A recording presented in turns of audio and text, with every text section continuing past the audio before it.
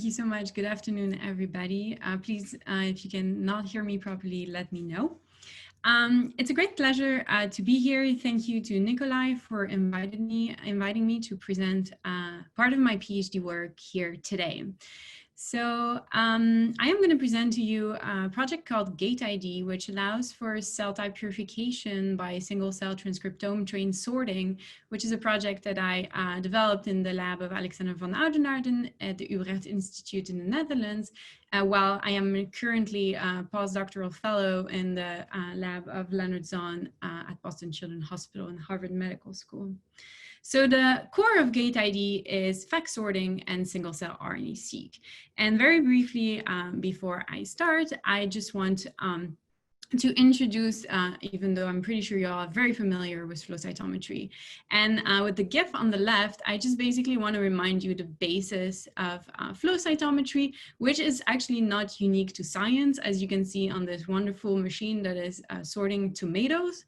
It's basically seeing a flow of tomatoes very fast, exposing them to light and finding out the ones that are not just red yet and kicking them out using those T's. Well, it's basically exactly what a fact sorter does, except that it's not seeing tomatoes, but rather a flow of single cells. And those single cells, they are exposed to various laser light sources, which can give you information on parameters such as cell size and or granularity. It can also give you information on autofluorescence or on actually specific fluorescence if you're using labeled antibodies or transgenic reporters. Very importantly, those fax machines can make an isolation decisions based on the parameters that I just mentioned and are able to isolate single cells based on those parameters. And very importantly, for many studies using various tissues, organs, or even patient tumor samples, it's extremely important that these machines can analyze thousands of events and make as many isolation decisions to be able to enrich, in some cases, for rare events. So the main application of fact sorting or flow cytometry is cell type purification. And I would like to tell you in one slide my favorite example, which is the hematopoietic stem cell example. Enriching, or rather purifying, hematopoietic stem cells is actually really difficult still today. There is no specific marker, despite a ton of effort to find one. Purification is, however, possible using a combination of antibodies in the case of mouse and humans.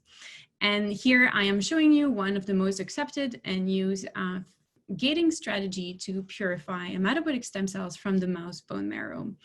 Using a cocktail of lineage antibodies, one can gate for the cells that have not yet made lineage decisions, therefore not expressing those lineage markers. Then within this population, one can gate for the c-KIT positive, SCA1 positive cells. And again, within that double positive population, one can enrich for the CD48 negative, CD150 positive cells. And within this tiny fraction out of the entire bone marrow population are enriched hematopoietic stem cells.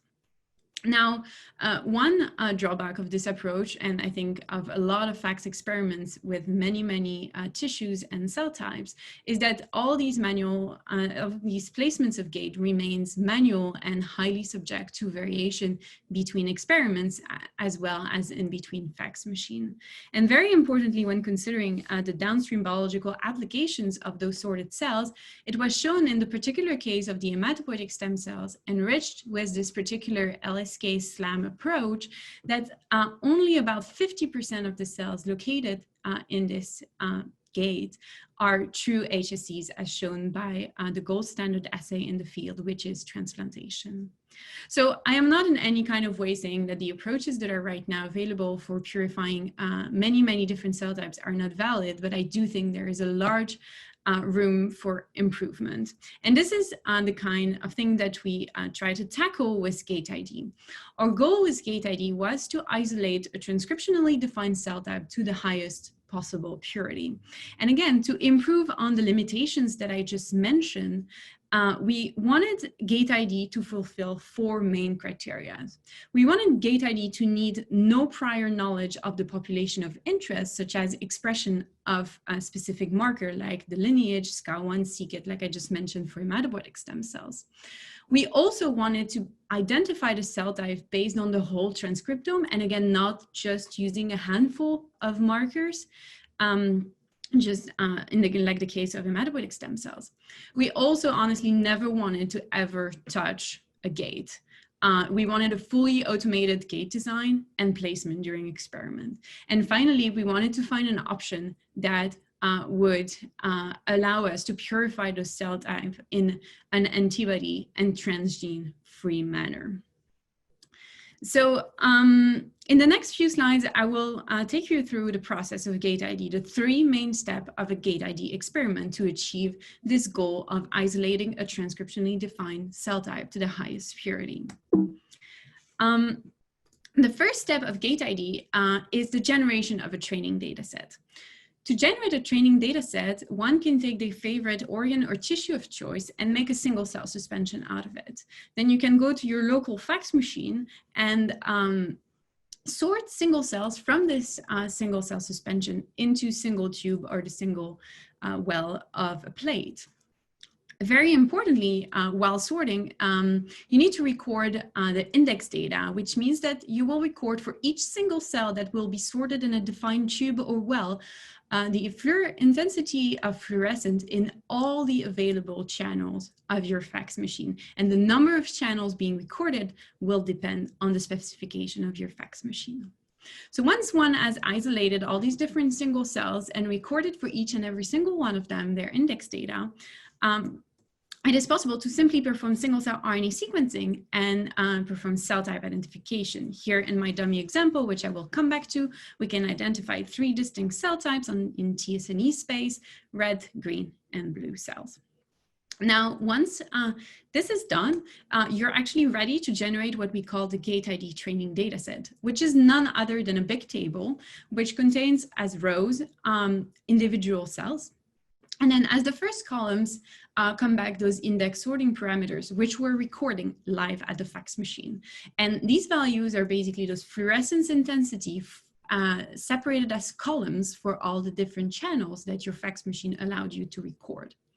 And finally, another column comes at the end of this data set, which is in our case, our single-cell RNA-seq cell type identification information, in our case, the identity of the cell red, blue, or green. So once we have this, the user can define the desired cells that one wishes to enrich, which in this example, we're gonna aim to enrich the green cells. Once this is done and manually defined by the user, comes the second step of gate ID, which is the computational gate design. The first step of this gate design, gate ID will go into each combination of channel. So we'll put an X and Y, channel A versus channel B, and we'll do this to exhaust all combination of channel. And within each of these combinations, gate ID will look for the best possible gate, which will contain as many desired cells as possible, here represented in green, and as little undesired cells as possible. So in this cartoon, I'm showing again 3 examples where actually you can see that all these 3 gate solutions are performing quite well. But in reality, there will be many gate combinations that will, many channel combinations which will yield a gate that will not be very informative. But hopefully enough combination of channels will yield satisfying gate to purify those desired cells. So that is the first step. The second step, to improve even further the purity and yield as it is possible to combine gates in fact space, gate ID will go look for the combination of gates. So in this case, 2 gates coming from this first step, and we'll find the best combination of gates, which will be used in an end confirmation that will in the end result to the highest purity and the highest yield. By purity, I think it's pretty natural to think about purity in this case. We're talking combination of gate that contains as many desired cells as possible and as little undesired cells as possible. And by yield, what we mean is that we also want to capture as much of the diversity of the cell type that we are trying to catch. So you can see in this particular example, we have some cells, some green cells that are falling outside the gates. We don't want too many of those. We don't want our yield to be only 10% of the diversity of the population. So we always try to aim and choose the gate combination that will result in the highest possible yield, not to unintentionally enrich for a subset of a population of the population of choice with our combination of gates. So once this second step of gate ID is done, the computational design, one can obtain a combination of gates, which will be the best gates leading to the highest purity and the highest yield based on this training data set that one has generated. Well, of course, if you're in the lab, when you generated your training data set, it was a Monday in March, and then you got your data a few weeks later, and then you generated your gates, and it's end of April. And of course, your training data set is long gone. What you do need is a new what you can get is a new experimental data set. And this is where gate ID step 3 comes in, which is the experimental validation. And the first step of that validation is to me the key part of gate ID, which is the normalization of the predicted gates on the training data set to a new experimental data set. So like I just said, your training data set, it's a long gone experiment. You don't have any of that material anymore, but you can collect a new sample. And what I'm showing you here in this cartoon is in the dashed line over here, if one would obtain a new sample, which will slightly look different in fact space due to technical and biological variation, the predicted gates that directly come out of the gate ID algorithm based on the training data set will be off. As you can see, those dashed lines, they're kind of in the right area, but they're always quite off. So we have built a normalization method which allows, using a machine learning algorithm, to slightly shift those predicted gates, which were based on the training data set, and adjust them to a new data set, which of course is from the same organ, the same tissue, the same cell type, but is simply slightly different due to technical and biological variations. So, and once this normalization has been done within a few minutes live at the FACS, you can obtain those normalized gates, which keep the same shape as the predicted gates, but are simply adjusted to the new data set. And once those gates have been normalized, one can, again, single cell sort the cells that fall within those normalized gates, again, in single tubes or single wells of a plate, perform again single cell RNA-seq, and project those gate ID enriched single cell in TS&E space.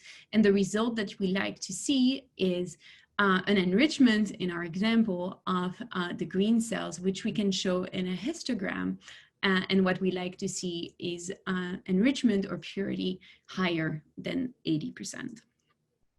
So these 3 steps is the workflow of gate ID. And I would really like to emphasize that the main and most crucial step for reproducibility of gate ID is this normalization approach. Now I would like to take you through the work that I have done to test and benchmark gate ID by isolating many different zebrafish hematopoietic cell types. So in the zebrafish, the marrow is not located in the bone like in mouse and human, it's rather located in the kidney, but zebrafish hematopoietic cells are very similar to mouse and humans. So we generated training data sets of zebrafish whole kidney marrow. This data set can be seen here. It contains about 1,250 cells, and we generated this data set on our BD FACS Jazz, which is a FACS sorter that allows to record index data in 12 channels. And in this training data set, by a simple gene expression analysis, we could identify the usual suspect that one would find in the blood, from monocytes, neutrophils, thrombocytes, stem and progenitor cells, lymphocytes, and eosinophils. So to get started, we decided to give it a try and ask gate ID to design gates to purify eosinophils. So this is what Gate ID told us was possible to do with this data set. This is the output of Gate ID step 2, the computational design. And these two gates over here are the two gates that Gate ID chose to be the best combination of gate to purify eosinophils, which are represented in those graphs in red. On the X and Y axis, you can see the four fax dimensions that, Gate ID chose to be the best to segregate eosinophils. And you can see that 3 of those channels are forward or side scatter parameters, which reflect on cell size and granularity. Now, if you look within those gates, you can see that there's a lot of red dots, which is good. This is what we're aiming for. And you can see that these gates have a predicted purity of 79%. You can also see that there are some red dots that are located outside these gates. So this comes back to the yield that I was talking about. And in this case, these gates are predicted to obtain 47% yield. So as a fax user, I'll be honest, the first time I saw these gates, I was like, this is never going to work. These gates look very, very different and are kind of counterintuitive to gates that regular fax user would go for. But we decided to trust it, and we went ahead with Gate ID step 3, which is the experimental validation of those predicted gates. So like I said, our training data set of our kidney marrow was long gone. So we simply went and got another fish, dissected another kidney, and collected a single cell suspension of blood cells. And when we plugged in exactly those gates, the predicted gates on the training data set, which you can see here in black, as expected, those gates were off. We could have never sorted anything because there were simply no cells that were falling through those gates. Rather, after normalization, you can see that now the gates are in red. They are the same gate that have been subjected to a machine learning model to normalize them to the slightly different shape of our new data set compared to our training data sets. And now we had a very nice population, which in the end represented about 2.4% of the whole marrow. So we sorted the cells that were falling within these two red normalized gates. And we actually did this in 3 independent experiments on 3 different days, meaning 3 different technical, to control for technical variation of fax setup. And we also did this on 3 different zebrafish for which we did not control for age or sex. And these are the results that we obtain. Each set of bar represent 1 fish. The left bar in each of these sets represent the cell type composition of the unenriched kidney. Each color represents a cell type. For example, this light blue are the monocytes, the red are the erythrocytes, dark blue HSPC, and so on. Importantly, eosinophils are represented in orange. So this allows us to know the cell type composition of the healthy unenriched kidney of that particular fish. And then the right bar over here shows you the cell type composition of our Gate ID enriched eosinophil library. The numbers in white in each bar tell you the percentage of, in this case, eosinophils in each library, and the number up top will show you the fold enrichment between the unenriched and enriched library. And you can see that we were pretty excited for first result on the first cell type, that we could reach quite a nice close and up higher than 70% purity, which, considering how rare eosinophils can be, resulted in this particular case in more than 100-fold enrichment. So this was very exciting. This was a first proof of principle that those gates were not random. They were indeed capturing and allowing us to enrich for eosinophils. So we got carried away, and then we were like, okay, let's enrich for all the other hematopoietic cell type present in our data set, our training data set. So we went ahead and asked Gate ID, let's make gates for monocytes. And that's where we hit a wall. This is what Gate ID told us when we asked it to design gate for monocyte. It told us, well, these 3 channels, the DAPI, the 488 fluorescent, and forward scatter area, are the best dimension to purify your monocytes. And you can see where each dot is a cell, and in red is labeled the monocytes. Monocytes are completely intermingled with other cells in fact space, even in those 3 channels that GateID thought would be the best. So there was simply no way to distinguish monocytes from other cells in that training data set. So we had to think further and think of ways to increase segregation in fact space between these cell types. But remember, we wanted to keep GateID, antibody, and transgene free. So while thinking about this, we realized that forward and side scatter, for example, are channels that give you information on general cellular parameters such as cell size or granularity. So is there any other general parameters of cells that we could use to break apart those populations and segregate those cell types in fact space without relying on a specific antibody or transgene? So we went and we found a lot of different general dyes that can actually be a very simple staining, which is a few minutes and doesn't require a wash, such as MitoTracker and CFSE, which are really only a couple out of all the other general dyes that are available out there. And MitoTracker reflects, for example, mitochondria abundance and size, while CFSE is a cytoplasmic dye. So before going ahead and really betting on those general dyes to increase our segregation of cell type in fact space, we did a simple facts analysis of our zebrafish kidney, looking at the CFSE channel and the MitoTracker channel in an unstained sample, so no adding of those dyes. And you can see that indeed there is barely anything, maybe a few cells that are showing autofluorescence in those channels, but really not much that is going on. And as soon as we added the dyes, then directly by eyes, we could see some population popping up, for sure 5 population, if not more, for CFSE, and kind of a similar case for MitoTracker. So we thought, well, if our human eye can directly using those dyes start drawing gates around populations that could potentially be enriched in a particular cell type, we got pretty convinced that GateID might be able to design some funky gates that could enrich for cell types. So we generated a new training data set, this time with cells that were stained with MitoTracker and CFSE. We did this thing again on our BD Fax Jazz, recording fax information in our 12 channels. And then we asked GateID to design gates for eosinophils again, hematopoietic stem and progenitor cell, lymphocytes, and monocytes.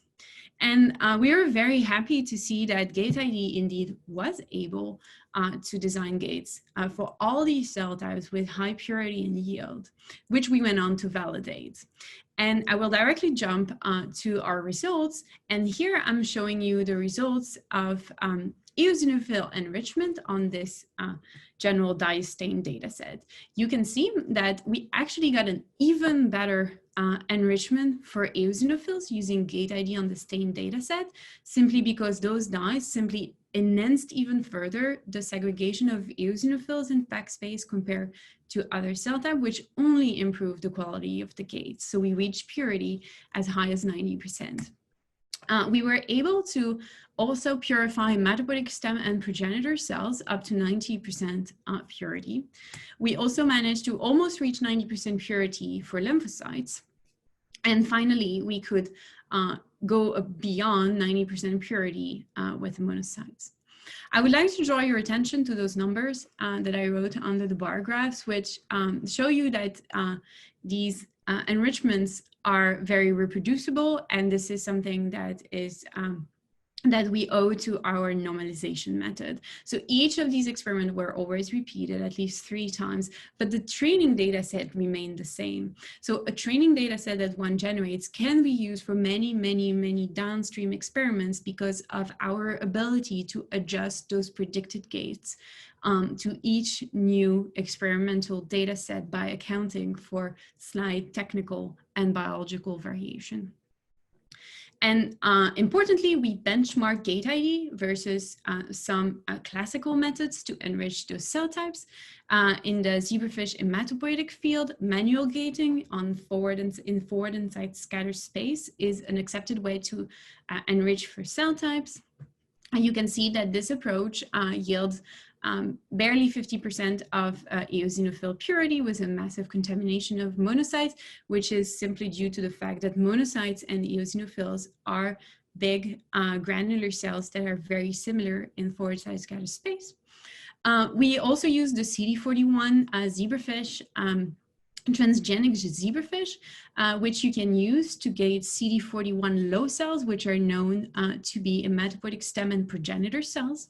So when we sorted cells using this transgene, we obtained a pretty good, robust 75% purity, which again validates the already current approaches using transgene and even antibodies, but shows that there is room for improvement, which gate ID is able to achieve. And again, coming back to the manual gating, where it's possible to gate lymphocytes because they are small cells in forward and side scatter space, we obtain about 60% purity, which is still inferior to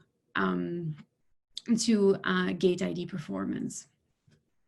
And with these results, I would like to conclude. I hope I showed you that gate ID is able to predict combination of non-intuitive package gates, that we have a very important normalization steps that allows to correct for inter-individual and technical variation, which will allow you to reuse those gates that you design on your training data set in which you invested time and money for, and you will be able to use those gates for as many downstream experiments as you wish. Experimentally, gate ID allows for robust cell type enrichment. I showed you the work we've done on many cell types in the zebrafish kidney marrow. I didn't show you the work we've done on human pancreas. We were able to enrich for alpha and beta cells from primary donor material with gate ID up to 100% purity. And we demonstrated that gate ID performs better than known antibodies that have been shown to still allow for some nice enrichment. Importantly, all the data that I showed you today was done on one fax machine, our BD fax jabs. However, we reproduced this entire process on a BD fax influx to show that gate ID is not instrument specific. And finally, while we use general dyes, and we of course want to encourage users to use any antibody or transgene that's available to them that they might know will increase the segregation of their desired cell type in fax space, we show the most raw use of gate ID, which is antibody and transgene free. And with this, I would like to thank my PhD mentor, Alexander van Oudenaarden. I would like to say that I am not a bioinformatician by training, and a lot of the root of the gate ID algorithm was written by Aditya Barve, and all the pancreas work was done by Mauro Muraro. And I would like to thank Reinier van der Linden, which is a wonderful fax operator, since we had to tweak a lot into this fax machine to be able to plug in our gate ID tools in there. And with this, I would like to thank you for your attention, and I'm happy to take any questions. Thank you, Claire. That was a really good talk. I'm quite interested to have a play with this myself. You tested it on 2 different BD instruments. Have you tried it? Will it work on other vendors? So we did not have fax machine from any other vendors in our institute. So I have myself not tried that.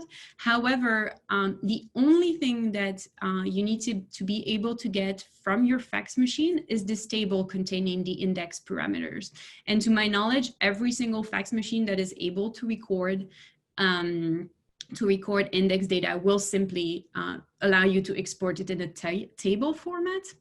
I have to say that actually using BD was not, well, I wouldn't be 100% sure of that, but was not making our life easy because there is no user interface to plug in directly gate coordinates. So the entire gate ID takes place in an R Studio web interface, and then you need to plug in back into your fax machine your normalized gate coordinates. So we had to kind of go behind the scenes and get the XML file of the, so there was a little bit of tweaking, which actually maybe some other vendors might actually allow direct input of gate coordinates, which might make your life slightly easier inputting those gates. Another question was, have you ever tried transferring gates between different instruments? Yeah, we tried that. It works okay.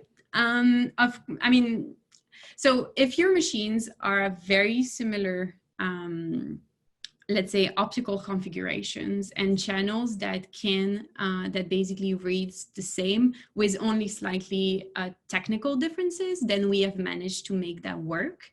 The normalization method does a pretty good job, but it's not perfect. And if the differences between the machines simply give you such a huge range of differences in intensity measured in channels that might not be exactly the same. So if you have two similar laser but a different filter, the values you will get out of that will be slightly different, and it could be that it's too much for the normalization to take into account.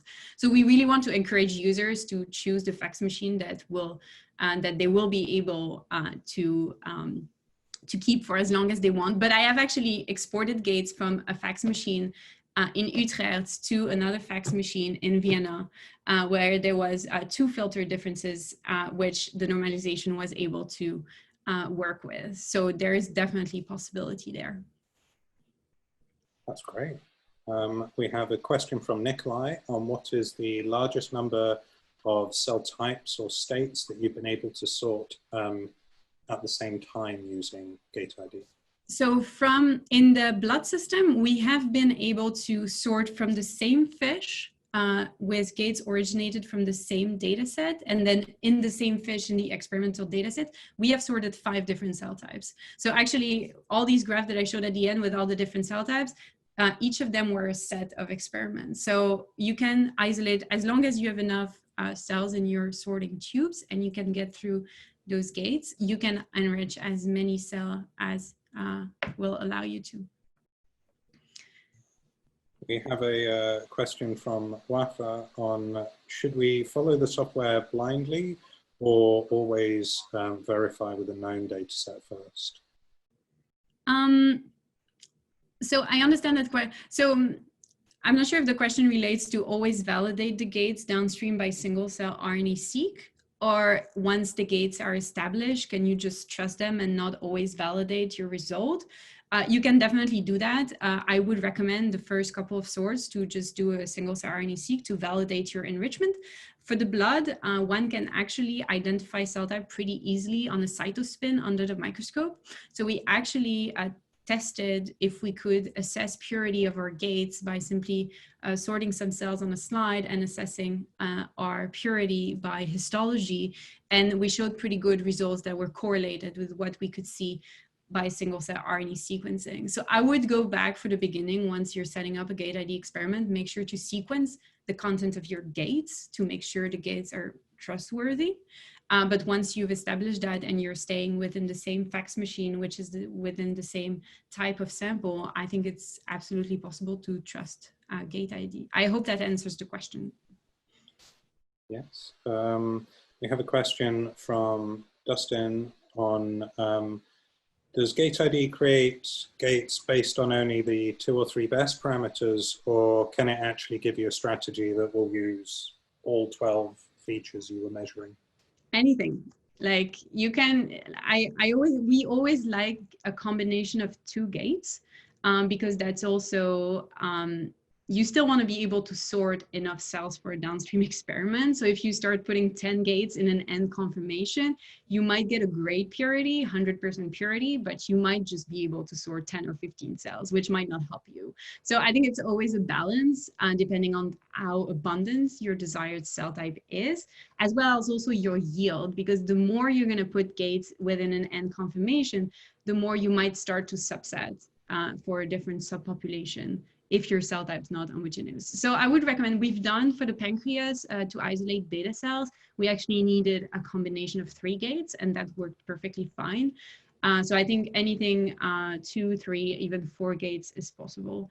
And more is of course possible as well, but only if that yields enough downstream sorted cells for applications.